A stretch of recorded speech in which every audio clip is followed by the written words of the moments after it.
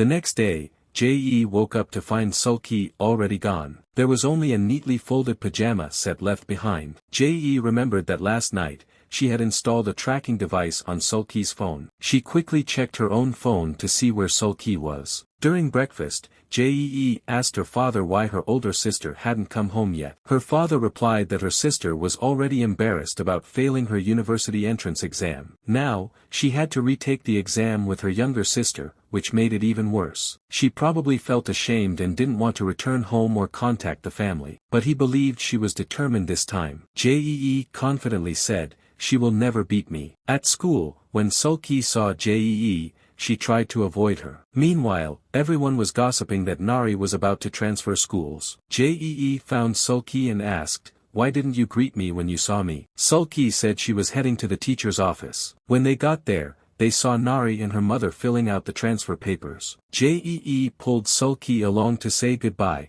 but Nari's face remained emotionless. Back in class, the students received their literature test results. Shockingly, Jae only got an A-, while Sulky got a perfect A. Someone wanted the teacher to read Sulky's essay to the class, but the teacher said it contained personal details, so he couldn't. During lunch, Yuri secretly took Sulky's test paper. She had already asked the teacher for permission to leave early. When Sulky returned, she couldn't find her test paper. She searched her bag and locker but found nothing. The next morning, when the students arrived, they found copies of Sulky's essay under everyone's desk. It was obviously Yuri doing. The essay talked about an orphan, a math teacher with a serious illness, and a forensic doctor. Before anyone could finish reading, Jae collected all the papers and said, "No one is allowed to read it without my permission." Sulky was furious and asked Jae for a private conversation. Sulky demanded to know why Jae was so angry when it was her own story. Then, she showed Jae a photo of herself as a child that she had taken from Jae's phone. Sulky accused Jae of knowing everything about her.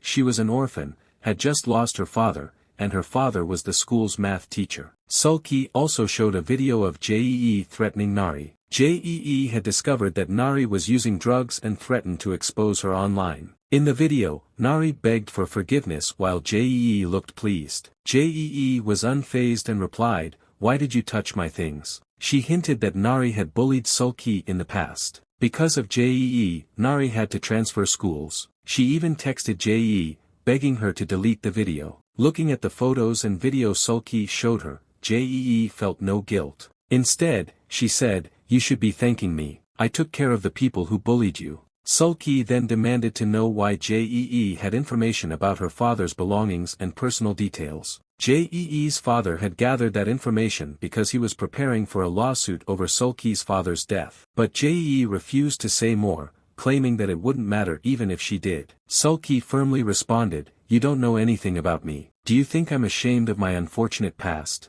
I'm not." Then, she walked away. Back in class, a friend asked Sulky, "Did you really live in an orphanage?" Choi Kyung, sitting nearby, sarcastically replied, "Can't you read? It was all in the essay." Later, Choi Kyung invited Sulky to a student council meeting. There, Choi Kyung asked, "Was your late father Mr. Do Hyuk?" She mentioned that he had died in hospital. Sulky was shocked and asked how she knew. Choi Kyung revealed that her mother was the lawyer handling the case. She also mentioned that Sulky's stepmother had filed a lawsuit against Jae's father. Sulky was surprised because she had no idea about the lawsuit. Choi Kyung explained that Jae's father was powerful and would try to make the lawsuit go away quickly. He wouldn't want it to go to court because it could damage the hospital's reputation. He was already working on persuading Sulky's stepmother to settle. Sulky realized that she would be the next target. Choi Kyung warned her that Jae's friendship with her was connected to the lawsuit. They would try to use Sulky's feelings to get her to sign a settlement agreement.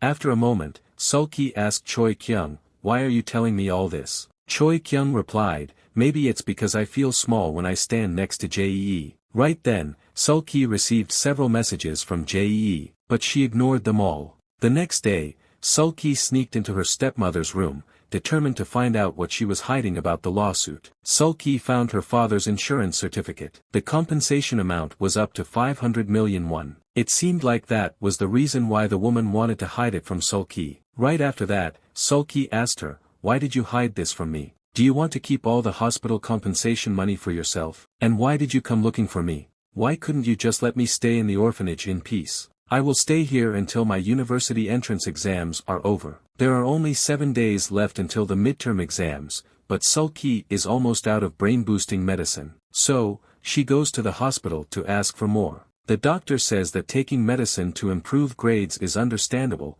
but he cannot just prescribe it without a proper checkup. Sulky needs to take an intelligence test, which costs 240,000 won. At the same time, UJEE studies while receiving an 4 drip to help her focus. Since Sulky doesn't have money to pay for the test, she goes around different hospitals, trying to get the medicine for free. But no hospital agrees to give it to her. On her way home, she gets a call from a sister at the orphanage, asking to borrow some money. But Sulky doesn't have any to lend. Later, she searches online for the medicine she needs and finds a website selling it. She messages the seller, but they ask for a password. Sulky remembers that Choi Hyejin used to give her paper cranes with a number written inside. She enters the number, and it works. It turns out that Choi Hyejin is the one running the medicine selling site, while Yuri handles customer service. They agree to meet for the exchange. She told Sulky to put 100,000 won in a cleaning supplies box at a gaming center and sends her the locker code. Sulky goes there and places the money inside.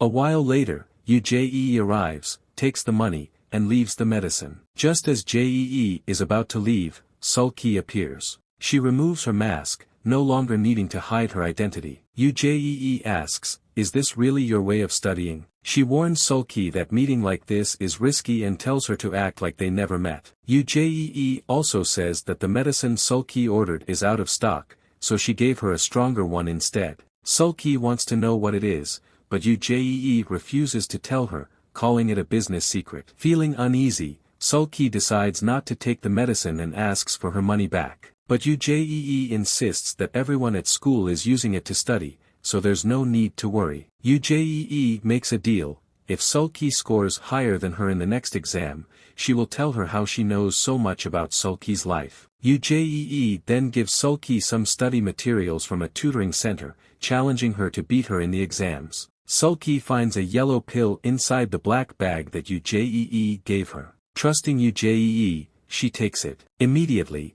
she feels strange. She starts seeing hallucinations. Water suddenly floods the room and then vanishes into thin air. Meanwhile, Yuri goes to a karaoke bar. The manager asks her why she's there, saying she looks too young. He suggests she should be an actress instead. Yuri replies, "I'm not here to act. I just need to earn money for my tuition." The manager warns her that once she enters this world, there's no turning back. Yuri remembers her mother, who used to work at a karaoke bar. She never wanted her mother to go down that path. One day, Yuri stormed into the bar and sang happily on stage. Her mother saw her and realized Yuri had talent. She quit her job to support Yuri's acting dream. But to help Yuri pass auditions, she even stopped her from eating for 3 days to keep her in shape. Despite all that, Yuri kept failing. To secure a role for her daughter, Yuri's mother sacrificed herself to a director. Yuri witnessed everything.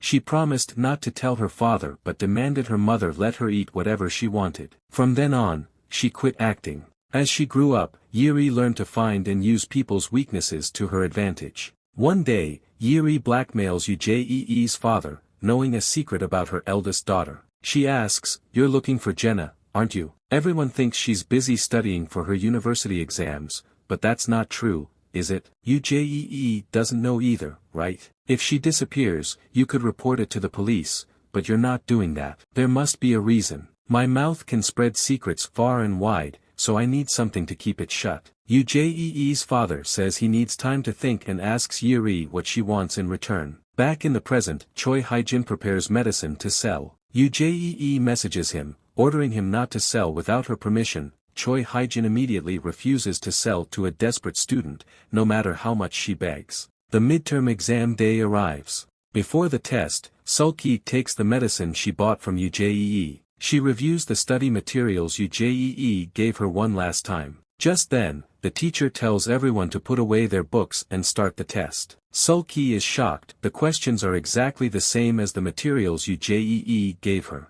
She glances at UJEE, who winks at her. The results are posted the next day. As expected, both Sulky and Ujie rank #1 in the school. A girl who couldn't buy the medicine is furious because she's no longer in the top 20. She blames Sulky, even though Sulky has no idea why. Sulky then receives a call from the older boy from the orphanage. He is waiting outside her school, waving at her. Sulky ignores him to avoid drawing attention, but Yuri notices their connection. Sulky's high test score surprises the teacher. The teacher asks how she did it, but Sulky stays silent. The teacher also mentions the upcoming health checkup for the top 20 students, but Sulky refuses to go, making the teacher even more suspicious. Just then, Choi Kyung entered the room, demanding that the teacher acknowledge her answer because the exam question was unclear. However, the teacher refused, saying her answer was wrong. Furious, Choi Kyung tore up her test paper. He becomes even angrier when Sulky ignores him.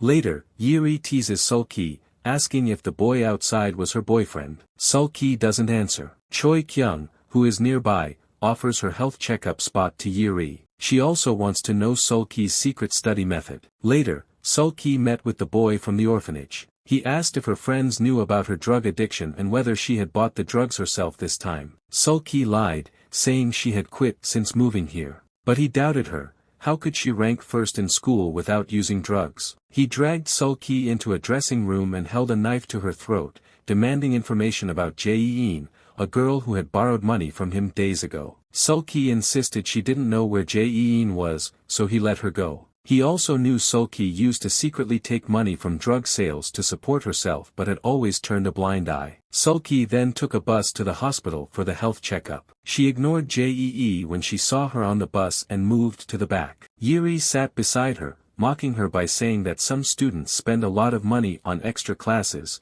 yet someone like Sulky, who doesn't, still ranks first. At the hospital, everyone had to provide a urine sample for testing. Sulky was very nervous, afraid that her drug use would be exposed. Just then, she received a message from Jae saying, "I have something you really need." Jae told Sulky to meet her on the rooftop. When Sulky arrived, she saw Jae standing on the railing. She placed her urine sample at Jae's feet, knelt down, and admitted how foolish she had been. She realized that everything, from the school uniforms to the final exam, was planned to make her bow down before Jae, yet she hadn't noticed. Sulky asked Jae what she really wanted. If she wanted Sulky to settle the lawsuit involving her father, she would try. In return, Sulky begged Jae to help her stay safe. She was terrified of being bullied and isolated by her classmates. She needed to avoid any issues with her health test results. School was her only chance for a better future,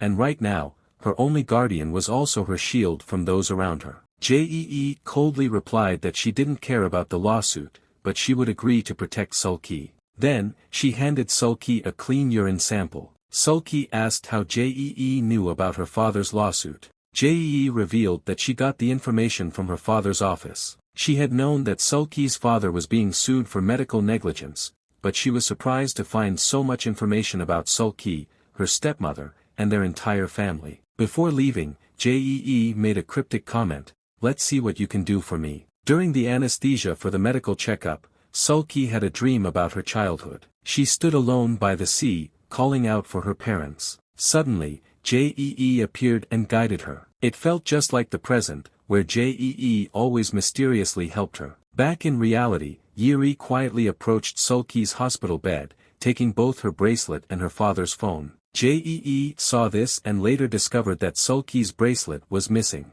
She wondered why Yuri took it but had no idea that Yuri had also stolen the phone. That night at the festival, Jae messaged Choi Hyejin, saying Sulky seemed suspicious and needed to be watched closely. Meanwhile, Jae stayed close to Sulky, acting overly friendly and not leaving her side. On the other side, Yuri checked Sulky's father's phone, but it had run out of battery. At that moment, Byung-soo ran in and started throwing up because she had taken too many pills earlier. Seeing this as an opportunity, Yuri asked Byung-soo to find a phone charger for her.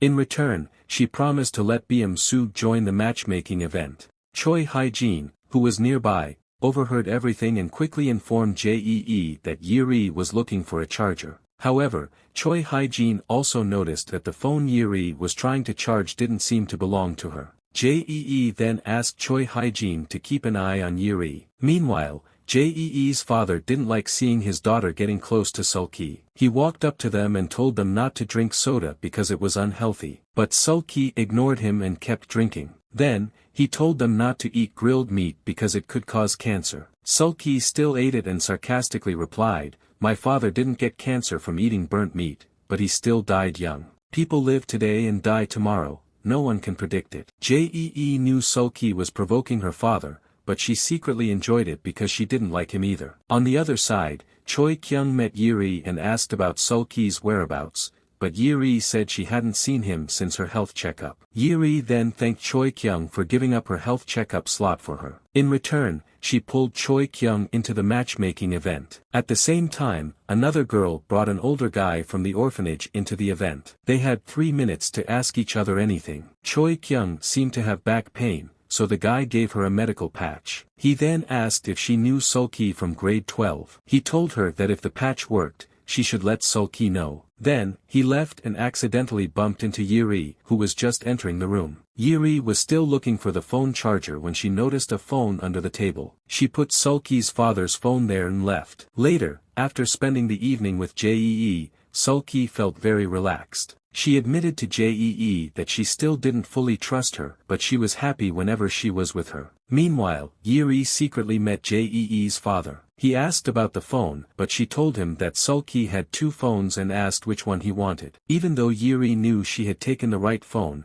she said this to make him pay her more. Jee's father immediately agreed to pay her 5 million won. On the other side, Choi Hyejin secretly took pictures of their meeting. At the same time, Soo finally found the charger that Yeri needed. Just then, a girl entered the room.